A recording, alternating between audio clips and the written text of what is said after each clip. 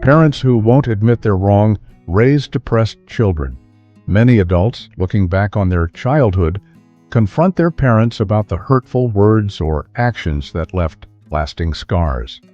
They don't necessarily seek an apology. They simply want their parents to recognize that certain behaviors were wrong and caused real harm. But this confrontation often leads to more pain. Many parents react with defensiveness, anger, or denial. They might say things like, "Why are you still holding on to the past?" Or, "You only remember the bad, never the good." This refusal to take responsibility can be devastating for their children. From a psychological perspective, this dynamic is deeply damaging. Parents often refuse to admit their mistakes for two reasons. First, they fear losing their authority and control in the family. Admitting fault feels like a threat to their role as the perfect parent. Second, they rationalize their actions to protect their own self-image, convincing themselves that they did nothing wrong. When parents won't take responsibility, children internalize the blame. They grow up believing that they are the problem, that they're unworthy, unlovable, or incapable of healthy relationships. This self-blame can lead to chronic insecurity, hypersensitivity, and even depression.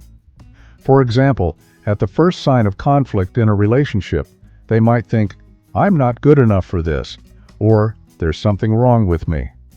Breaking this cycle begins with understanding that your parents' inability to admit fault is not your burden to carry.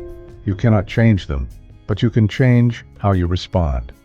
Start by separating their issues from your own.